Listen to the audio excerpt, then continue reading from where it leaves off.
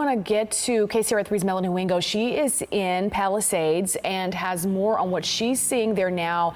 Melanie, you got there yesterday. Kind of paint the scene and the picture for us. Tell us what you kind of saw yesterday and what you're seeing now this morning.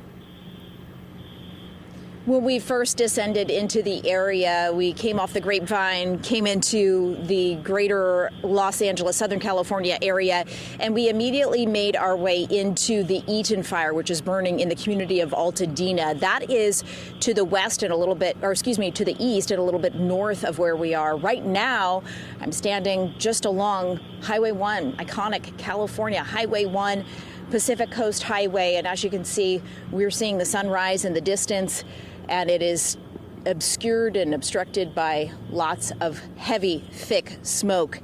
Just moments ago, we were up a little bit farther in Pacific Palisades, and take a look at this video we captured. Perhaps over the past couple of days, you have seen video of bulldozers pushing to the side vehicles that have been abandoned in roadways by people trying to escape the flames. And it's just such an eerie scene this morning as we took a look at some of those vehicles that are still abandoned in the roadway. Some are burned out, some are smashed up from having been moved. Some perhaps maybe there were collisions of some description as people tried to flee but then realized they needed to get out and abandon their vehicles, and that's just what they did. And they're left behind right up from where we are this morning on Sunset Boulevard. Again, we're in the Pacific Palisades area. And it's just so much devastation, and so many structures have burned and are still burning. And if you take our live picture right now, you can see what I'm talking about.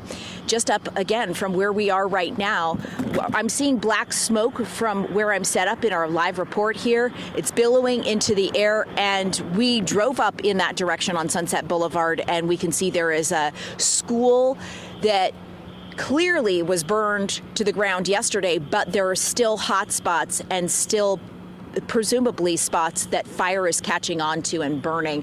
That black smoke billowing up right now. We know that fire crews are on the ground trying to contain some of these hot spots, because if there is any wind and if it does pick up embers, the story of this fire has been those intense winds that have picked up embers, and that ember cast is causing fires all throughout the Southern California, the LA County area. And that's just such a trouble for those fire crews as they work to prevent more destruction, devastation, and also loss of life. Brandy and Mike. And Melanie, yesterday we were seeing a lot of people that were still there trying to protect their homes, and they were putting water on their roofs to try to keep the fire from spreading. Have you actually encountered or run into any homeowners, any business owners, anyone still there just trying to salvage what they can or pick up anything from what they lost? You know, that's a great question, because I too saw that, Brandy. As we were driving down, we were watching the coverage all 6.5 hours of our road trip from the Sacramento area here to Los Angeles County. And I am not seeing that here in the Pacific Palisades area. We saw a little bit more of civilians, I guess I should say, on the Eaton fire over in the Altadena area, perhaps on the streets, but nobody really hosing down the rooftops of their homes on that fire. And then here on the Palisades fire, it's like a ghost town. We're not seeing really any civilians whatsoever. All we are seeing are fire crews. There are media members here as well. But we're just definitely not seeing that attempt by people to use garden hoses to keep their rooftops sprayed down. And even the fire crews are having a difficult time containing the flames. So, perhaps anybody who was lingering behind trying to protect their home, they have perhaps gone on realizing that that's pretty much a fruitless attempt.